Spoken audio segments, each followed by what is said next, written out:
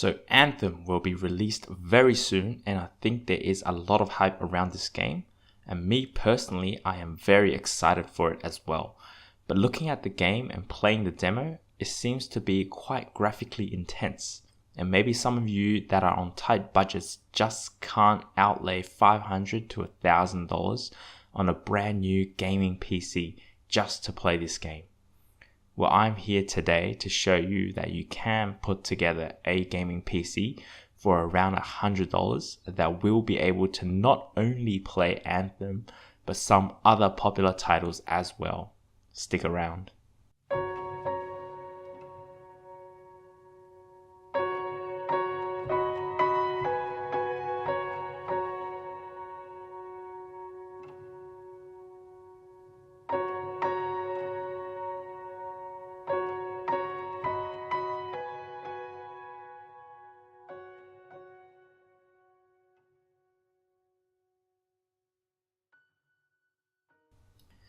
What you are seeing here is the Acer Veriton small form factor PC.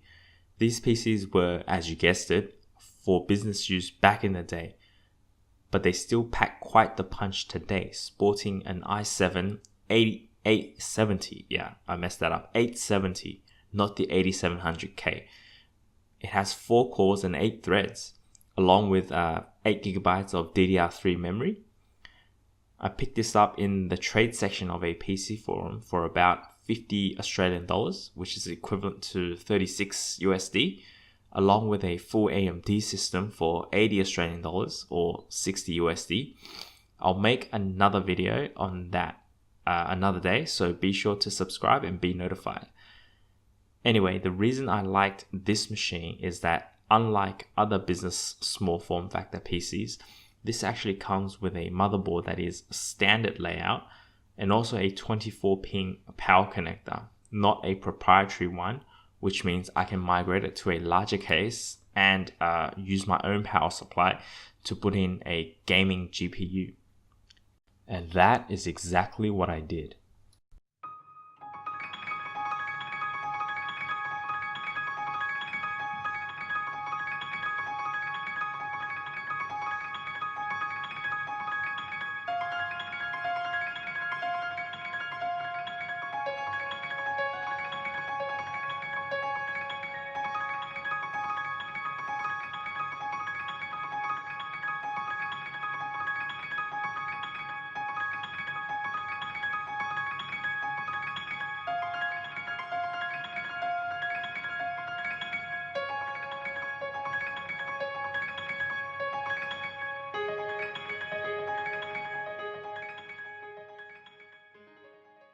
I picked up this case and a power supply for about $15 used on eBay.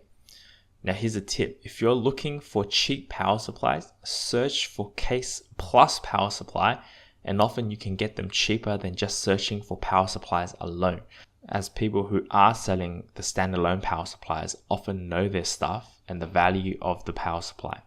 I've gotten many good power supplies that came with shabby cases like this one, because the owner thought the whole thing was trash. Back to the build, the GPU I got was an R9 280. It's an oldie but a goodie, and you can pick it up for around $40 on eBay, or even cheaper on Craigslist and Facebook trade and swap groups if you hustle a bit. I've also chucked in this cheap $60 SSD for the boot drive, and I think we have everything ready for the build. So all up, this cost around 125 Australian dollars or just under 100 US dollars. Now everything is installed, and of course I am using the unactivated Windows version because I am on a budget. Again, for those that don't know, Windows is free if you have it unactivated. You just get this watermark on the bottom right corner. It's not even that bad. So with all that said, let's play some games and see how it performs.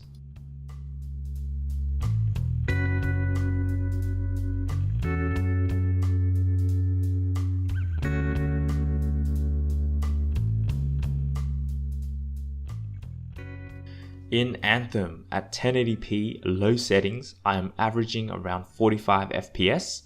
On medium settings, the FPS drops to about 20s, So I think keeping to the low settings, you get much better playable experience. And if you're set on having constant 60 FPS, then consider dropping the resolution to 720p, as I was able to hit over 60 FPS once the resolution was reduced. Now keep in mind, this is a relatively new title, and what I'm showing you here is footage from the demo, and there has been some discussion around the poor optimization it currently has. So hopefully with the launch and any future patches, we can see even better performance. So let's try some other popular titles.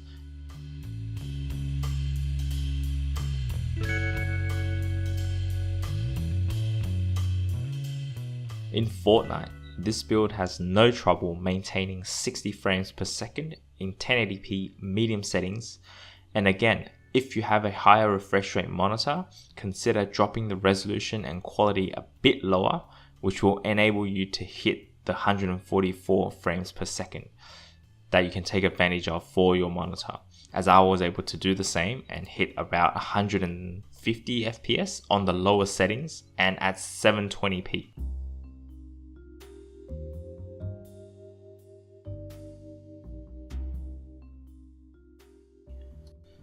PUBG proved to be a bit more challenging. In 1080p low settings, it only maintained about 45 FPS on average, which is below that magical 60 FPS threshold. But again, just like Fortnite, if you drop the resolution to 720p, you will be able to hit that magical 60 frames per second threshold.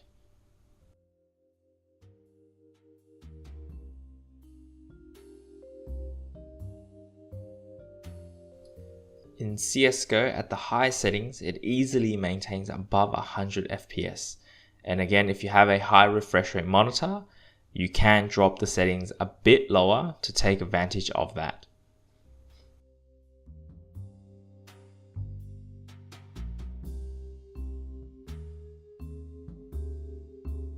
In League and Dota 2 maxed out settings, it was not a challenge to stay above 100 FPS. And it was starter free as well, because the 1% lows were quite close to the average FPS.